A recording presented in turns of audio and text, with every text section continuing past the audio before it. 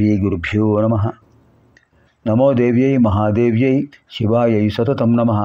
नमः प्रकृत्यै भद्रायै नियताः प्रणतास्मतां श्रुतिस्मृतिपुराणानाम् आलयं करुणालयं नमामि भगवत्पादं शङ्करं लोकशङ्करम्। अर्चनकाले रूपगता, संस्तुतिकाले शब्दगता, చింతనకాలే ప్రాణగత, తత్వవిచారే సర్వగత. గణపతి మునీంద్రులు రమణ మహర్షి వారి యొక్క ఆదేశంతో రచించినటువంటి అద్భుతమైన ఉమాసహస్రం మంత్రశాస్త్ర సమన్వితం. అందులో వారు చెప్పినటువంటి శ్లోకమే అర్చనకాలే రూపగత.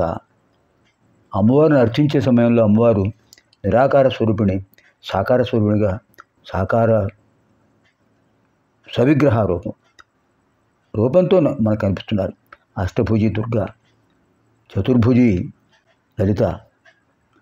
ఏ రూపం మనకు ఇష్టమో ఆ రూపంలో అమ్మవారు మనకు అనుగ్రహిస్తున్నారు. కారణం నిరాకార స్వరూపిణి, సాకారమయం మన ముందున్నారు. ఎందుకని? ఒక లక్ష్యం ఉండాలి మనకు. ఒక లక్ష్యం లేకుండా నిరాకార ధ్యానం చేయలేం కనుక. అలాంటి అద్భుతమైన అమ్మవారు అర్చనకాలే రూపకథ. పూజించాలంటే ఒక రూపం ఉండాలి. పాదవ పూజయామి, శిరః పూజయామి అంటే రూపం కావాలి కదా. అర్చనకాలే రూపగత, సంస్తుతికాలే శబ్దగత. త్రిశుతి నామాలు జపిస్తున్నాం. ప్రతి శబ్దంలోనూ, ప్రతి పదంలోనూ, ప్రతి అక్షరంలోనూ అమ్మవారి యొక్క శక్తి ఉంది. సంస్తుతికాలే శబ్దగత, ఆ శబ్దాన్ని ఉచ్చరిస్తున్నాం. ఆ శబ్దం అమ్మవారి అనుగ్రహం, అమ్మవారి యొక్క శక్తి. చింతనకాలే ప్రాణగత. అధ్యయనం చేశాం, మననం చేసుకుంటున్నాం.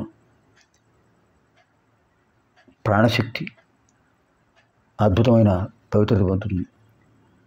ప్రాణశక్తి అద్భుతమైన దివ్యమైన శక్తిగా పరిణమిస్తుంది.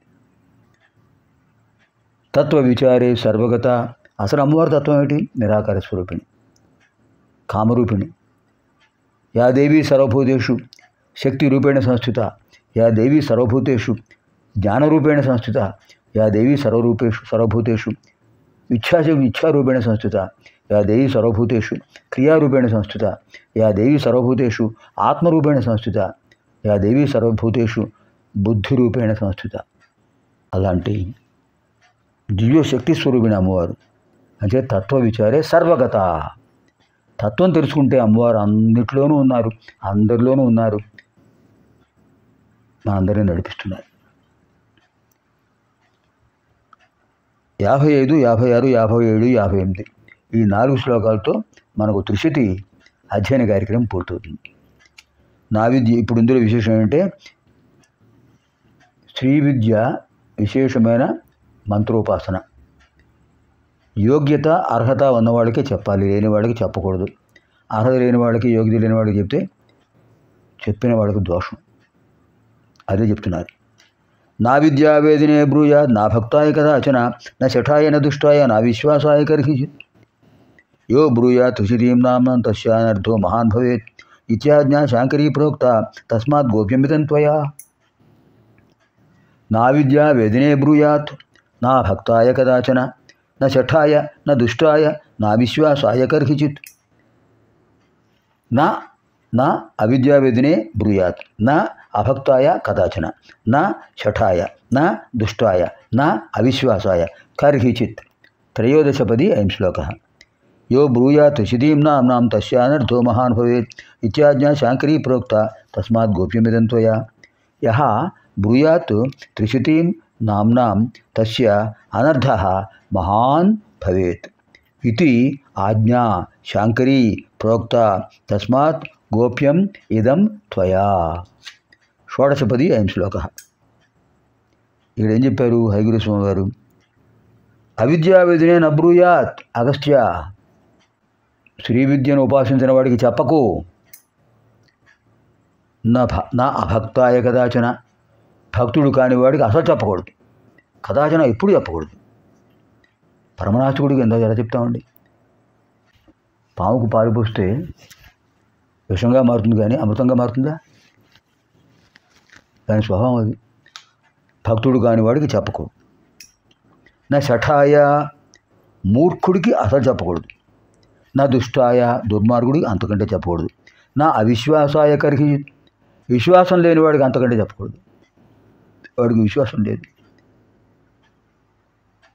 సంఘనీతి, దైవప్రీతి, పాపభీతి ఈ మూడు ఉన్నవాడే మానవుడు. పాపభీతి, దైవప్రీతి, సంఘనీతి ఆ మూడు ఉంటేనే మానవుడు ఉన్నత స్థానం పొందుతాడు. ఉన్న స్థితి నుంచి ఉన్నత స్థితికి చేరతాడు.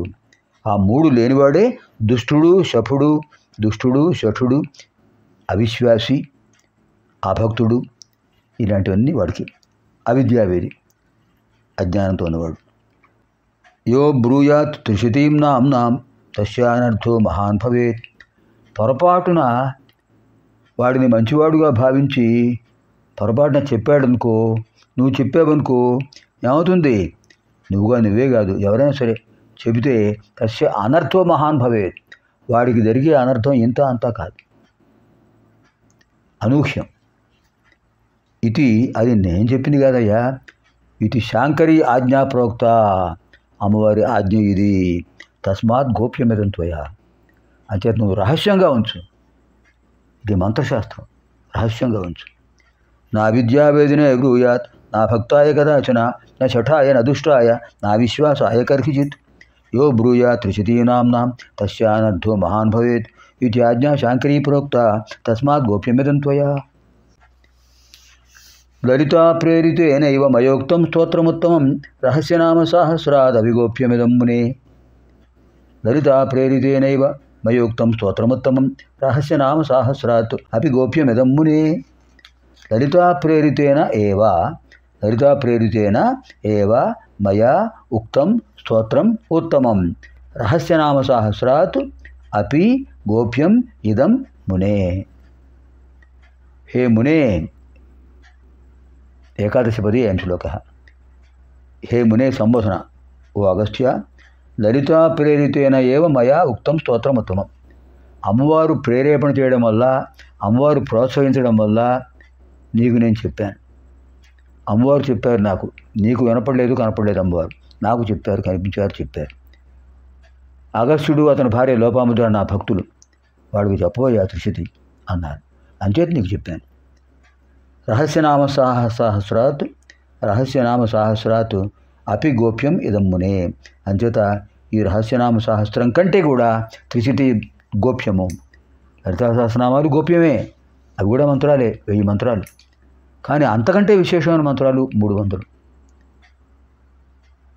చాలా జాగ్రత్తగా గోప్యంగా ఉంచాలి. లలితా ప్రేరితేనైవ మయోక్తం స్తోత్రముత్తమం రహస్యనామ సహస్రాదపి గోప్యమిదం మునే. చివరి శ్లోకం 58.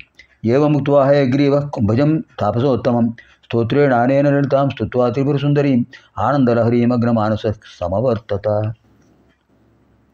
ఏవముక్త్వా హయగ్రీవ కుంభజం తాపసోత్తమం స్తోత్రేణ అనేన లలితాం స్తుత్వా త్రిపురసుందరీం ఆనందలహరీమగ్నమానస సమవర్తత. ఏవం ఉక్త్వా హయగ్రీవ కుంభజం తాపసోత్తమం స్తోత్రేణ అనేన లలితాం స్తుత్వా త్రిపురసుందరీం ఆనందలహరీమగ్నమానస సమవర్తత. ద్వాదశపది అయం శ్లోక. తాపసోత్తమం కుంభజం ఏవం ముక్త్వా హయగ్రీవ. తపస్వి జనులలో, తపశ్శక్తి సంపన్నులలో ఉత్తముడు అగస్త్యుడు వారు, కుంభజం. అటువంటి ఆయనకు హయగ్రీవ స్వామి ఏవ ముక్త్వా ఈ విధంగా చెప్పి అనేన స్తోత్రేణ లలితాం స్తుత్వా త్రిపురసుందరీం. ఈ స్తోత్రం మళ్ళీ ఆయన జపం చేశాడు అగస్త్యుడు వారు చూస్తుండగానే.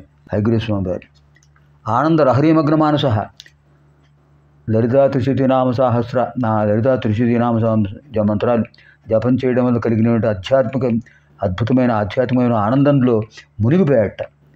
సమవర్తత. అలా బ్రహ్మానంద సాగరంలో అద్భుతమైన లలితా పరాభట్టారికి యొక్క దివ్యమైన రూపాన్ని ఆజ్ఞాచక్రంలో అలా చూస్తూ ఆనందంగా ఉండిపోయాడు. ఎంత అదృష్ట విశేషం ఉంటుందండి. ఏవముక్త్వా హయగ్రీవ కుంభజం తాపసోత్తమం స్తోత్రేణానేన లలితాం స్తుత్వా త్రిపురసుందరీం ఆనందరహరిమగ్నమానస సమవర్తత ఇది శ్రీబ్రహ్మాండపురాణే ఉత్తరఖండే హయగ్రీవాగస్య సంవాదే లలితా త్రిశతీ స్తోత్రం సంపూర్ణం. భగవత్పాద విరచిత భాష్యమపి సంపూర్ణం.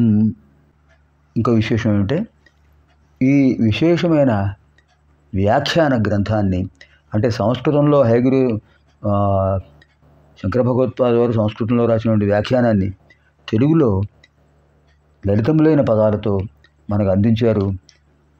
మన అందరికీ గురువులకు గురువర్యులు ప్రత్యక్షంగా అనుక్షణం అమ్మవారిని ప్రత్యక్షంగా చూసిన వారు, తమ పూజాగృహంలో అమ్మవారిని కూర్చోబెట్టి పూజించిన వారు బాలా త్రిపుర సుందరి దేవిని.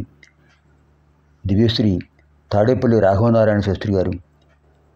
వారికి నమస్కరిస్తూ సర్వం సంపూర్ణం. సర్వేభ్యః పార్వతీపరమేశ్వర్యోః దివ్యానుగ్రహ ప్రాప్తిరస్తు. శుభం భవతు. స్వస్తి. లలితా త్రిశతి అధ్యయనం పూర్తయింది కదా అని మానకండి, కొనసాగించండి. తత్ఫలితం మీకే తెలుస్తుంది. అనుభవైక వేద్యం. ద్రాక్షాఫలం ఇంత బాగుంటుంది అని మాటల్లో చెప్పగలమా? నజానే తద్రుచి నజానే. అనుభవైక వేద్యం. ద్రాక్ష పండు ఇవ్వండి, వాడు తింటాడు, అబ్బా ఇంత బాగుంటుందా అంటాడు. ఎంత బాగుంటుందో తిన్నవాడికి తెలుసు, ఆ ఇచ్చినవాడు వాడు ఇచ్చిన ఆ ఫలితాన్ని పొందినవాడికి తెలుస్తుంది. అలా మనం అందరం కూడా లలితాపరా భట్టారిక మాత యొక్క దివ్యానుగ్రహం పొందుదాం. సర్వేత్ర సుఖినంతు సర్వేత్ర సుఖినస్సంతు సర్వే సంతు నిరామయాః సర్వే భద్రాణి పశ్యంతు మా కశ్చిత్ దుఃఖభాగ్ భవేత్. అందరూ అమ్మవారి అనుగ్రహం పొందండి, సంతోషంగా ఉందాం. ఆయుర్వర్గ భోగభాగ్యాలతో ఇక్కడ ఉన్నంత వరకు సంతోషంగా ఉందాం. అనాయాసన మరణం వినా దైన్యన జీవనం. దేహాంతే తవ సాయుధ్యం దేహిమే పార్వతీపతే. సర్వం శ్రీ పార్వతీ పరమేశ్వర పాదారవిందార్పణమస్తు. శుభం భవతు. స్వస్తి.